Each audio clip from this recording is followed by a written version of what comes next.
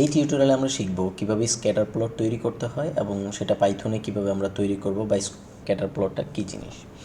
তো প্রথমত scatter plot শেখার জন্য আমাদেরকে যেটা শিখতে হবে সেটা হচ্ছে আমরা জানি যে এটাকে আমরা বলি জেনারেলি ওয়াই এক্সিস, এটাকে বলি আমরা এক্স এক্সিস।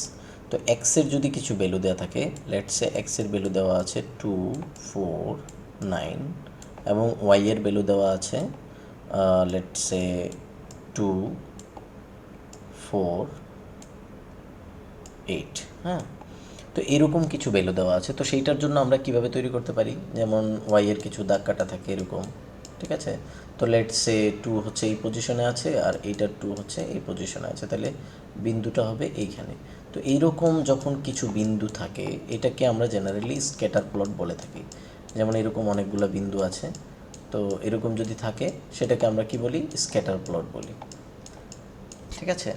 তো এই স্ক্যাটার প্লটটা আমরা কীভাবে হচ্ছে পাইথনে তৈরি করতে পারি এখন আমরা সেটাই দেখব।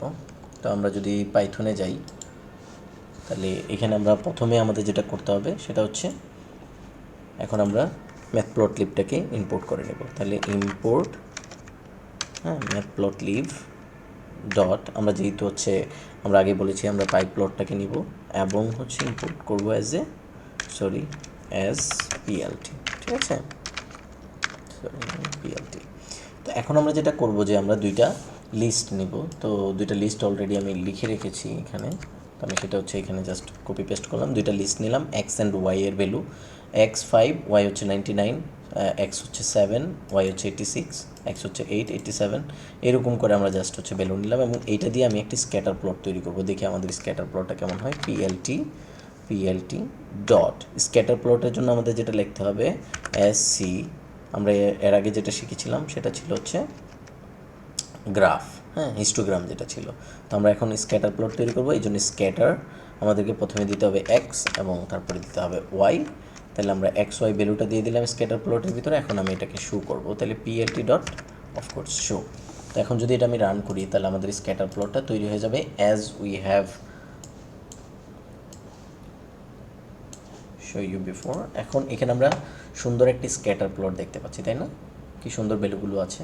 তো এইটাই হচ্ছে মূলত একটা স্ক্যাটার প্লট। তো এইটা থেকে আমরা পরবর্তী টিউটোরিয়ালে শিখব যে এইটা থেকে আমরা কিভাবে ঢাল দেখতে পারি। যে লেটসে আমি যদি এখানে একটা মিডল একটা দাগ দিই, যেমন হচ্ছে আমি যদি আমার আগের ইয়েটাতে যাই, তো এখানে যদি মিডল থ্রোতে একটা দাগ দিই, যেমন হচ্ছে মিডল দিয়ে যতগুলো স্ক্যাটার প্লট আছে তার মাঝখান দিয়ে একটা দাগ দিই এরকম করে, তো এইটাকে আমরা বলি ঢাল বা স্লোপ। নর্মালি ডাল বা স্লোপ বলে থাকি। তো এই জিনিসগুলো আমরা এরপরের টিউটোরিয়াল শিখবো। ডাল বা স্লোপ দিয়ে আমরা কীভাবে হচ্ছে প্রেডিকশন লেভেলে যাব সেটা হচ্ছে এরপরের টিউটোরিয়ালে আমরা আস্তে আস্তে শিখতে থাকবো।